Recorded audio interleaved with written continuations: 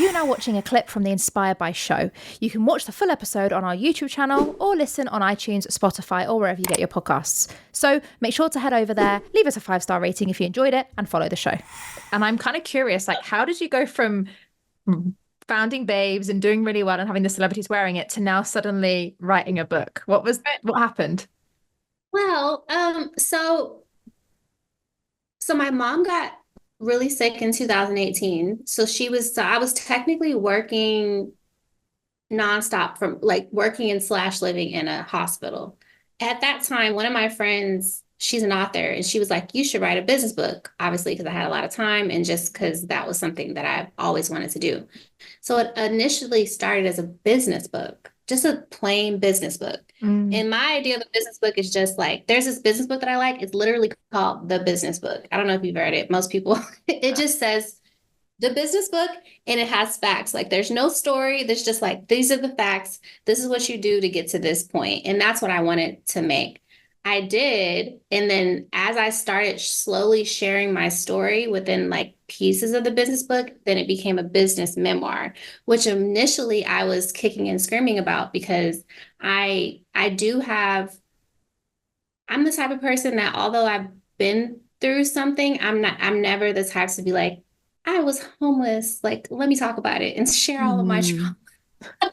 It's a very uncomfortable, it still is a very uncomfortable like space to be in, although it's necessary, I think, to help other people like me. I feel like I'm babbling right now, but it eventually changed into a business memoir, which it is now. I forgot the Mm. question, girl. Yeah. If you let me ramble, I'm just going to start rambling. No, it's great. It's exactly what I asked. The key is about Okay. like where the book came from. And I love that you mentioned there because there's a lot of like people that think you either have a business book, which is like facts and figures and how to, or you have a memoir, but there can be both, right? You can actually add value and advice and tell stories. Yeah, I didn't know that, honestly. I was one of the people that I was like, okay, memoir or business book, because I didn't want to write a memoir because I don't even really like read memoirs like that. And Mm. I don't share my business like that. And it's very uncomfortable. Like, so whenever I went into the memoir, I remember this woman told me in the beginning, she said, you're gonna hate it. You're gonna hate it. Like everyone hates it. It's like therapy on paper, and you have to get that out because and it's very uncomfortable and it's very emotional and you're going to feel like naked.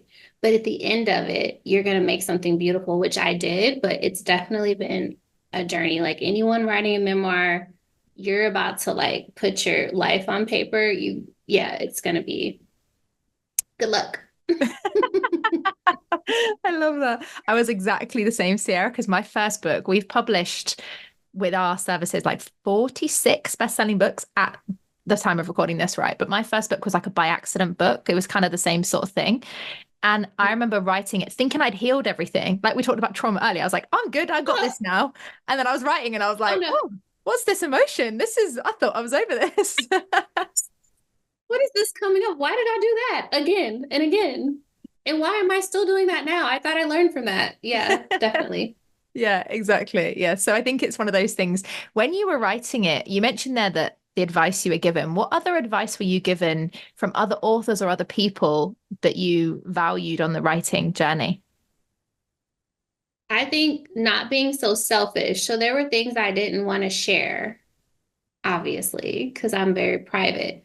But it's like at the end of the day, what is your goal? Like keeping your goal. Like my beginning goal was to help people like me or help people that have backgrounds like me. So sharing, you know, not being selfish, basically, like not trying, thinking about the goal and always thinking about like, does this help someone? If so, do it. If it doesn't, then leave it out. You know what I mean? So just Mm. keeping your goal in mind throughout was helpful to me.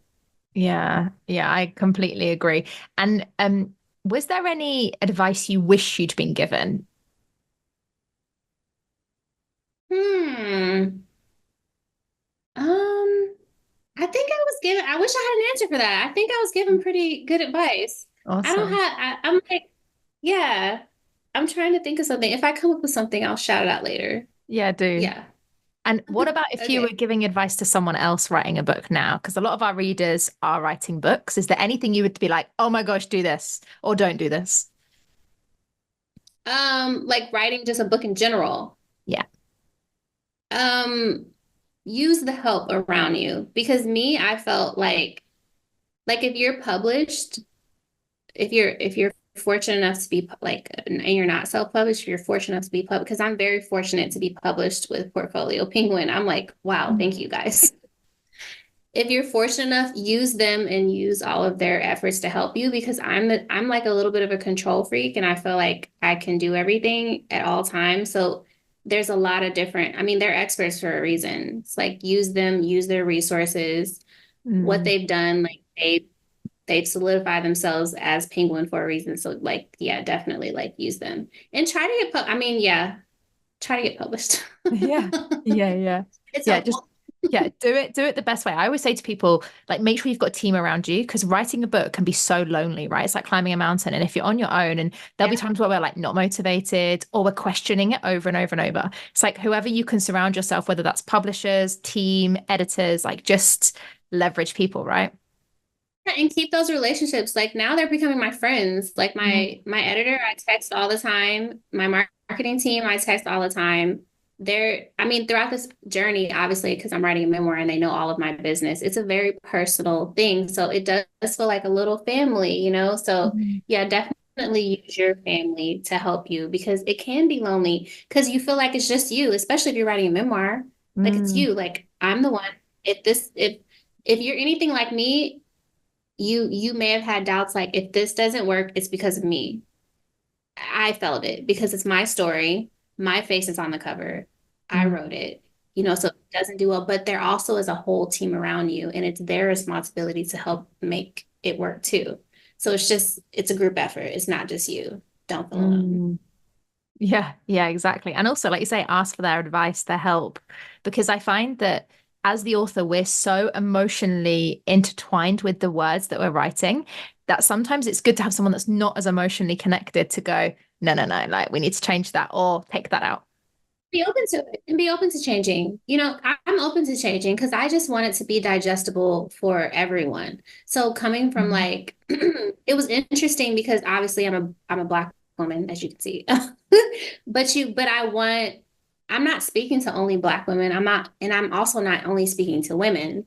So the Mm. way that I talk, like sometimes the editor will want to change things and I would feel like I would have a pushback for that. And they're like, well, this isn't easily digestible for everyone. And I'm like, you know what? I can put my personal things aside. I want it to be more digestible for everybody. So just being open to changing in areas that you can, not too much. So it's not you anymore, but you want to get your book in the hands of as many people as possible and change as many lives as possible. So taking those things into consideration.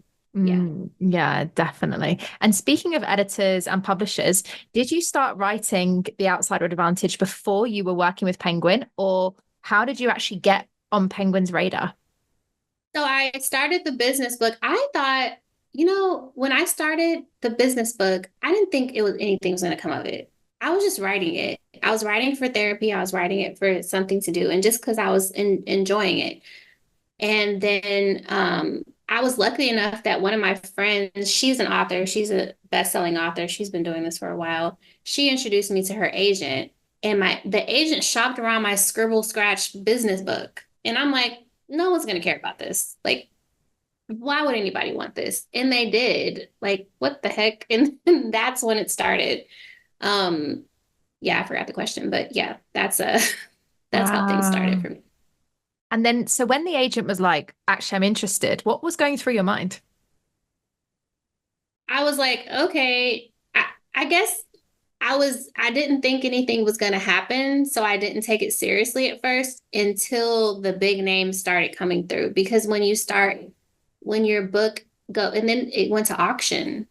And I'm Mm. like, wait, so multiple people want this? Like, are you guys sure you guys want this scribble scratch? Like, I'm so confused.